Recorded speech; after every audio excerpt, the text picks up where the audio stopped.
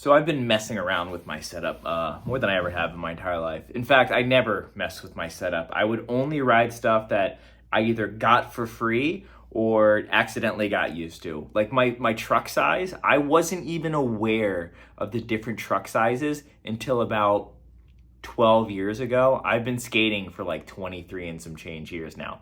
So that's a long time to be pretty oblivious to that. I would just like tell whoever was sending me trucks like, hey, I ride this, so whatever that is, not even taking into consideration some people like their trucks a little bit bigger, some people like their trucks a little bit smaller or the exact same size. Now I know that I prefer my trucks a little bit bigger. Okay, so anyway, here's the deal. Adjusting my board size over the past probably 3 years. I've been messing around with it. Technically 4 years actually. I was riding at 825. When I first got on PAL, I was 825, and then I stepped up to 8.5, and I loved it. 8.5 felt really cozy. It didn't flip as fast. Some flip tricks got a little goofy. Like frontside 360 kickflip is a trick that I had. Like I could do that trick. Definitely over hips, and I could do them on flat ground sometimes. And I wouldn't do the double flip stuff, but I could do it pretty easily. I prefer not to. With the 8.5, it got a little tough, blah, blah, blah. So I go from 8.5 to 8.75, and I felt insanely comfortable on the 8.75. I rode that for a year. The issue was, I don't know, I felt like I was like on my decline in skating, and I was losing a lot of tricks, and it was just, I don't know, couldn't pop that high. And then I randomly stepped down to 8.5, and I was like, oh no, I wasn't like losing my tricks. I wasn't getting worse at skating. The board was just way too big for me. It's that simple. It was just too big of a board. And then stepping back down to 8.5 for a little bit, it flipped really fast, but I was like, I don't know. It was almost like a little too fast. So it was hard for me to control. Come along the Andy board, Andy's Heron 2 board, which as you guys know, I've been riding, if you pay attention to my videos, I've been riding that board for like 3 months or something like that. I'm riding that board for long enough to definitely, that is my standard skateboard. That is what I'm used to.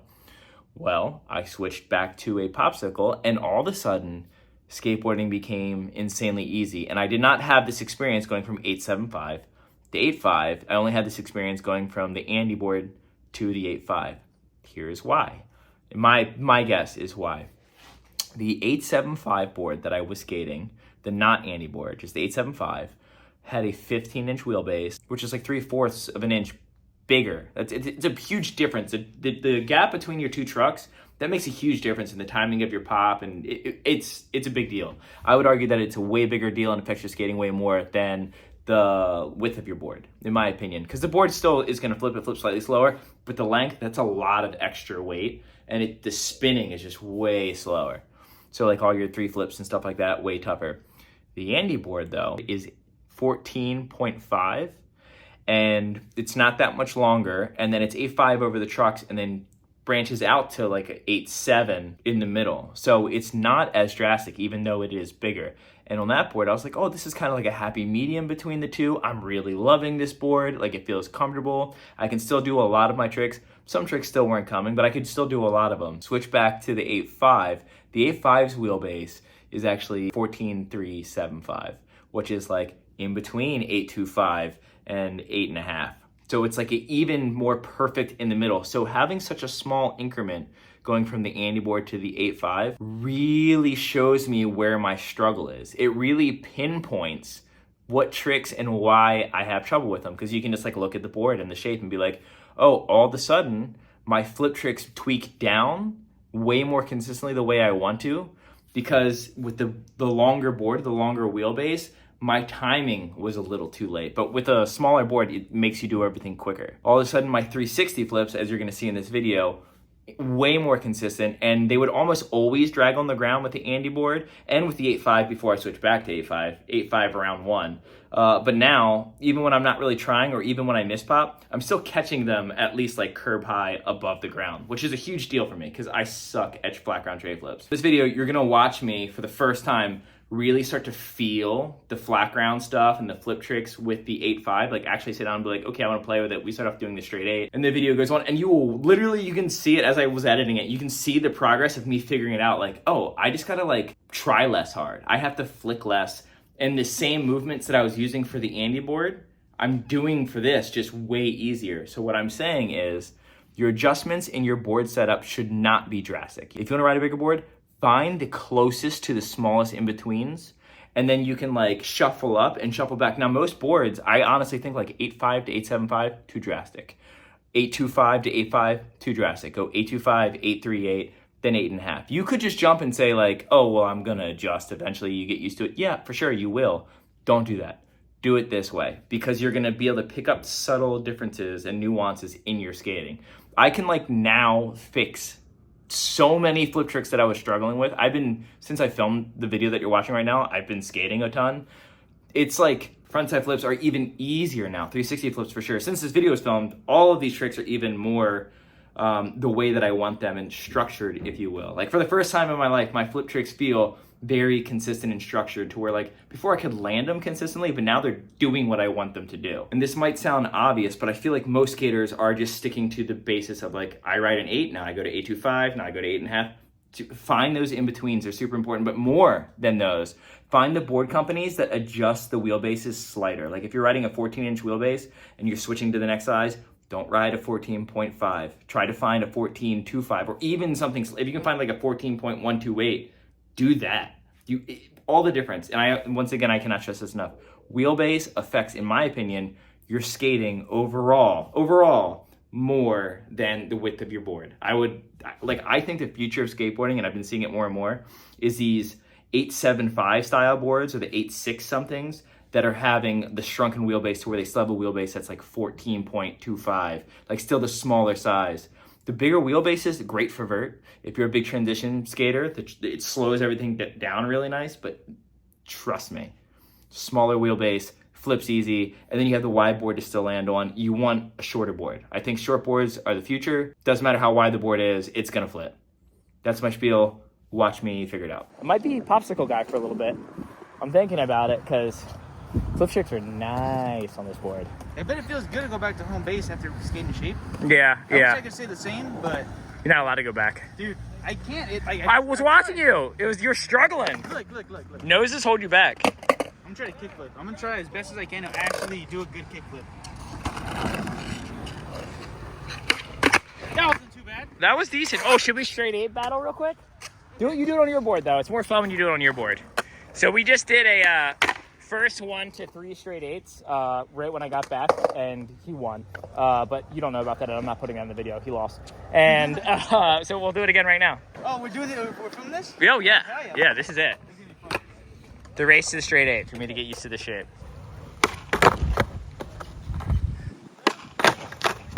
Okay, it's not looking too good. You don't have to rush. Oh! My God. Okay, yeah, you are taking your time. For a second. Hold on. Oh.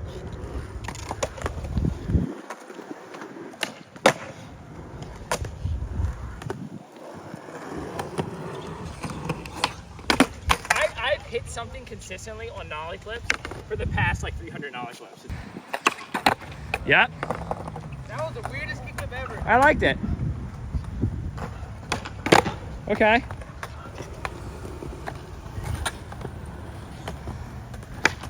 Okay.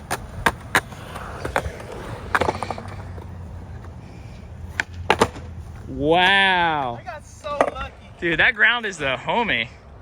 All right. Now the easy ones.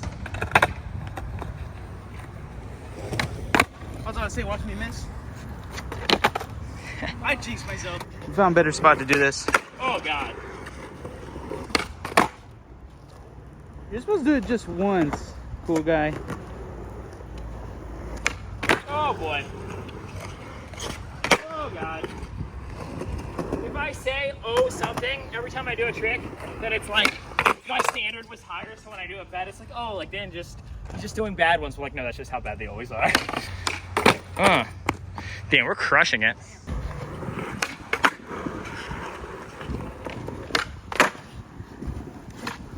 Oh, God. Yep. Ooh.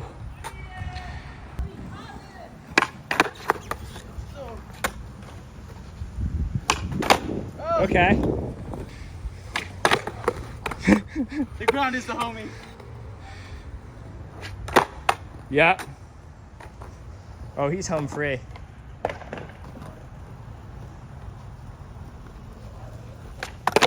Yep. Game over, baby.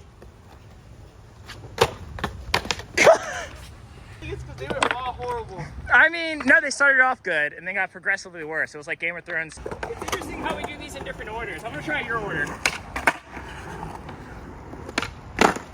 Oh.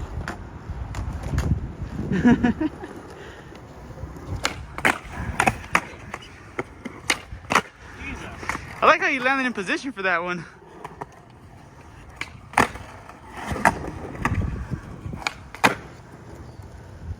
Am I just gonna do them all bad? I like how you're doing them all my order like more than once. I feel like you're having more fun my way. Oh. Oh. Yep.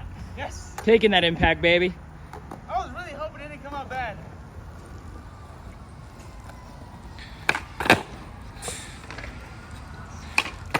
Yep. Oh, it's over. All right, so far so good. Yeah, but these are the easy ones for you.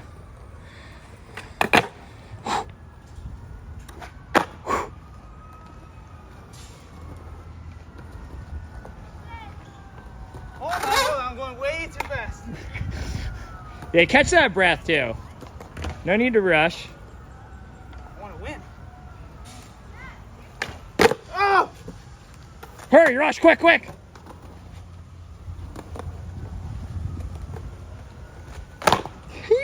I thought I was missing that. Oh. I don't want to land a shitty one. Oh, that was perfect. Let's see what route he's taking.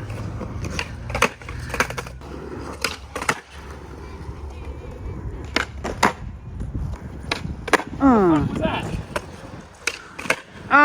Damn, with the extension?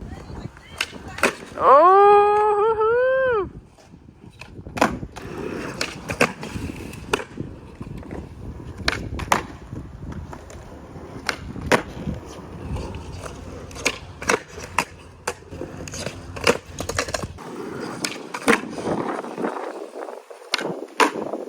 Oh, with the wind as interference.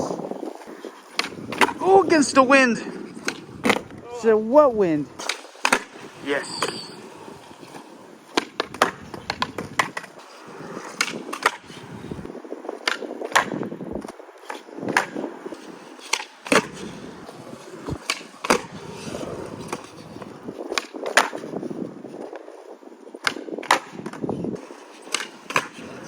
You're not getting danced.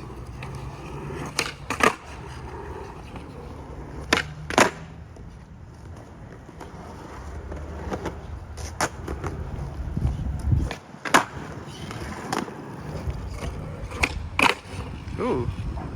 Why?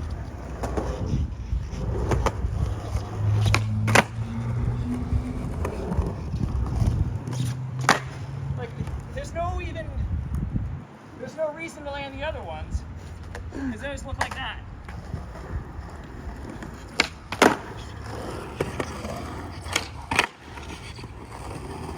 Dude. Nightmare fuel.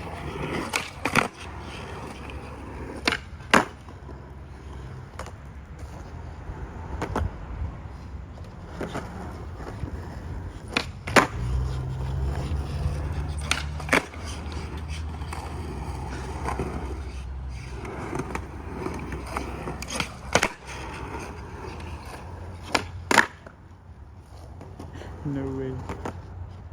Right here. Ooh. Let's fucking go. He's about to roast 3 in a row. No. So bad. That was just, dude, you just roasted 2 real good. Back to back. Dude, if you land this 3rd one, you won.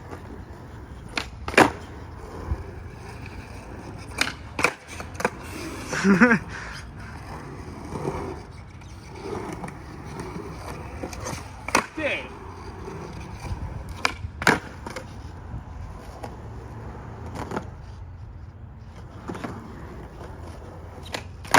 It's making me madder that I'm landing.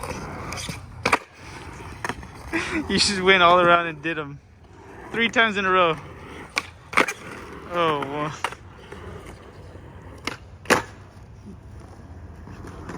No way.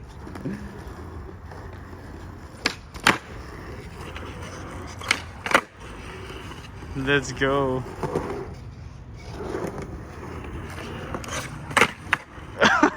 That counts.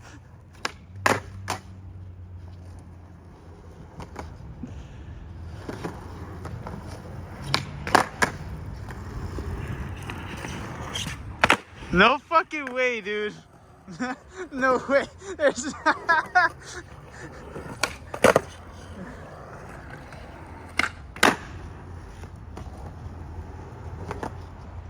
all right, guys.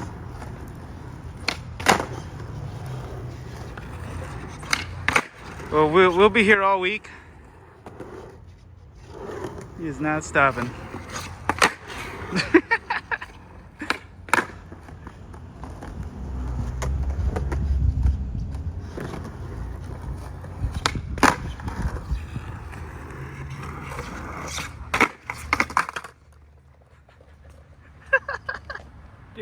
Dude, that was basically 5 in a row. Yeah. And I'm like tired, but there's a lazy way to land these.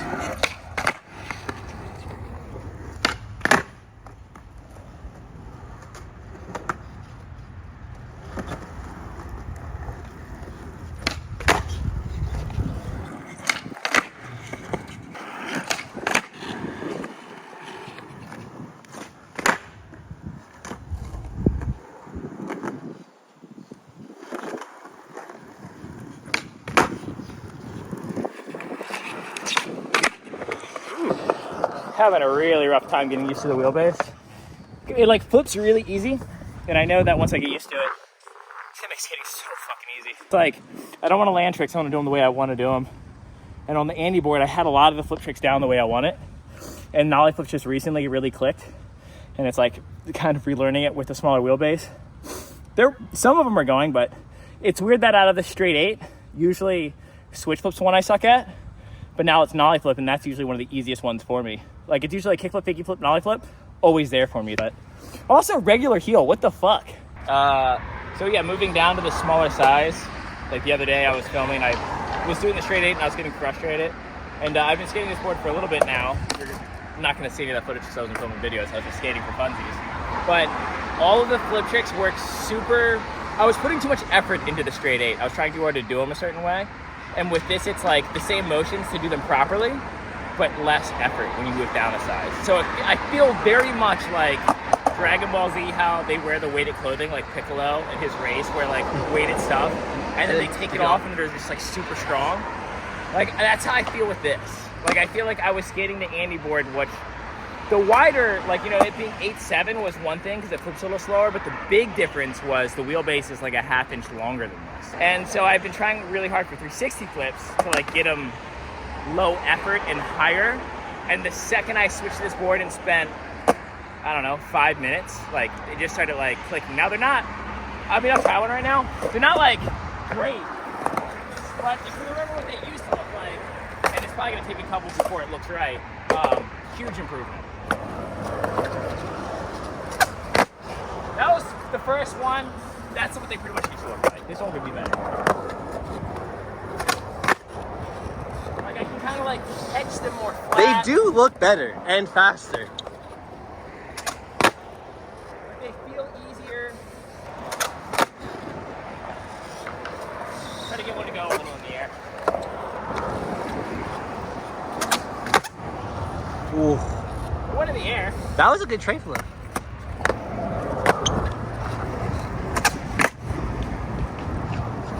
That one I like half-ass popped because I was like, my feet were wrong, and I was like, scoop it anyways, and it's still like, it's just. But it still worked with the smaller They wheelbase. just rotate It's easier, huh? Yeah. Yeah, I don't know. The ground down there is grippy. It is. Ground up here is slick. Adjusting tray flips all over the place is like a nightmare for me. I need to find like a gentle everywhere tray flip.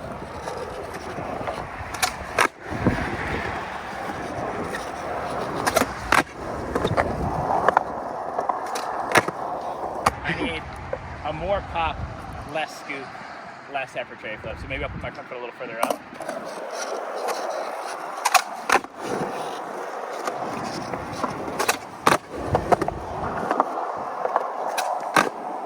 That was a really weird one.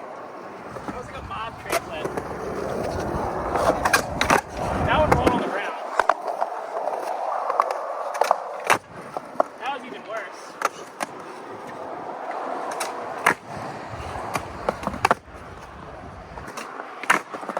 just foot placement, dog. I'm trying to think of where else I could maybe adjust my back foot. Yeah, Go more to the.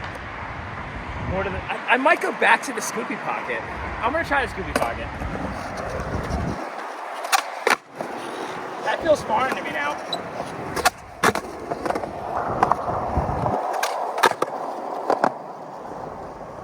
Maybe not quite a scoopy pocket. That one was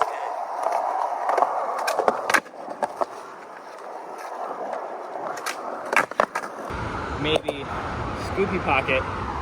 Maybe scoopy pocket and then not scoop it. Yeah, well, the foot placement there, but push it like down. Yeah. Yeah, forward. instead of scooping it so hard, but still in that position. That felt better. Looks good.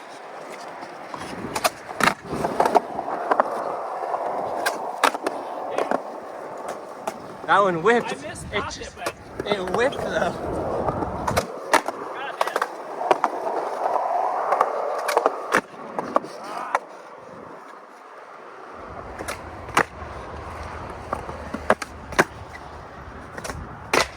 Like, it's weird to me that I can pop a shove it high, but I can't tray flip high.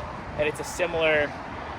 Okay. It's fine that in between that scoop and like, you know, off like the tip of the board. But it's like, where is it? You know what I mean? It's in there.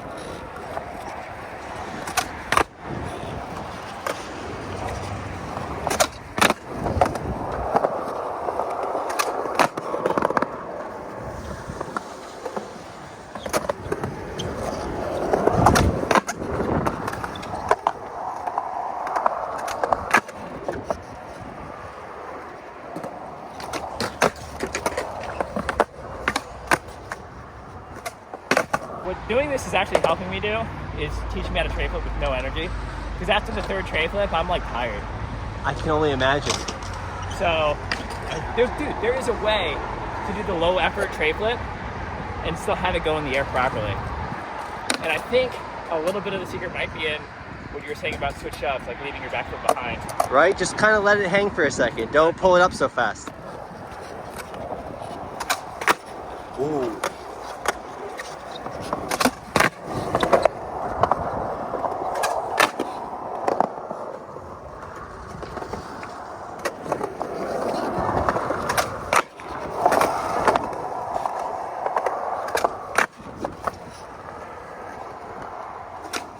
It wasn't too much. It was it was a good, you know what I mean? It was nice. A little bit of spread eagle, not too severe. It wasn't. It was organic. All right, don't panic. It's organic. All right, dog. It wasn't. You know, loud. I would call that progress. There's felt less efforty, and they did go in the air a little better.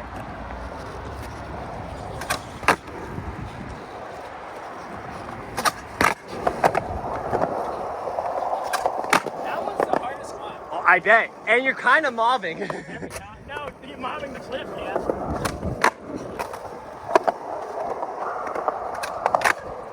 Wow.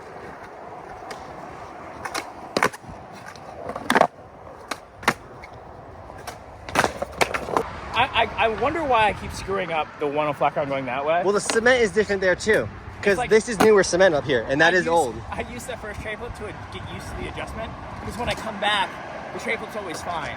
Yeah. You know what I mean? So It's- maybe repeat ground, more scoop, Yeah. slick ground, Less. more pop. Mm-hmm.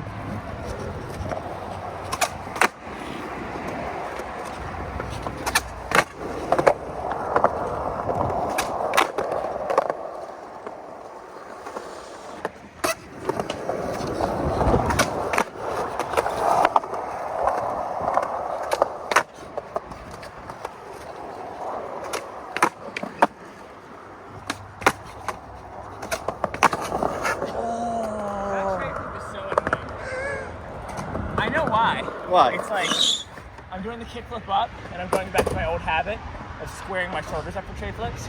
Oh, and So- you're not keeping it spread open like you should, huh? Because I used to always tray flip, it always makes them over flip right before I pop, I go like this. Oh, that makes it. Yeah, because you're not. I see. And it's like you gotta. That felt. Once again, it's a little bit more progress.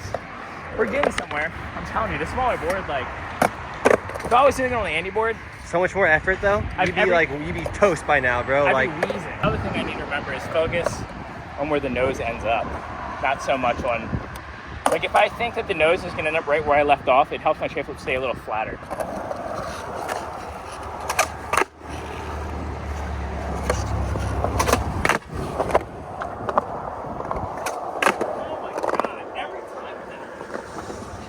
That one's so scary. And then this one's always fine.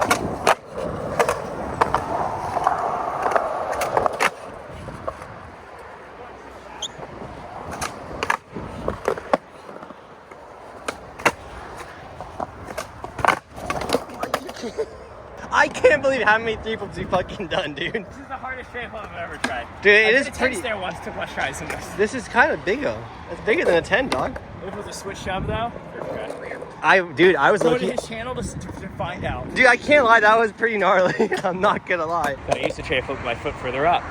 But like I adjust it for the bigger board and I'm trying to like Bring it's it so back. hard to, yeah, it's hard to put it back up there.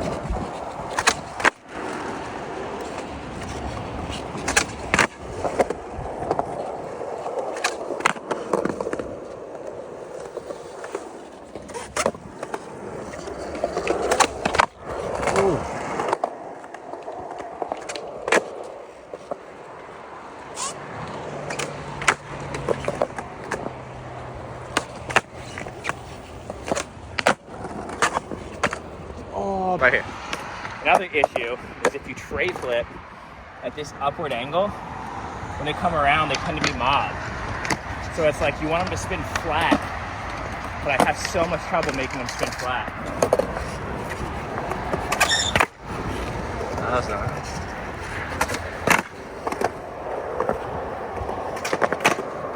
That one, every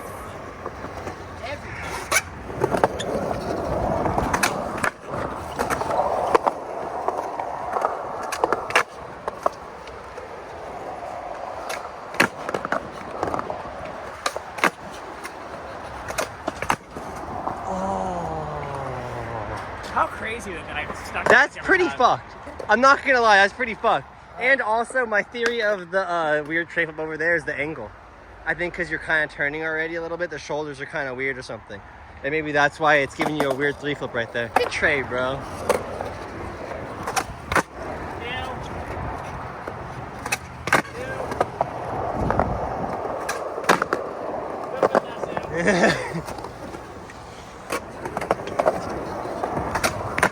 Ooh, that was good.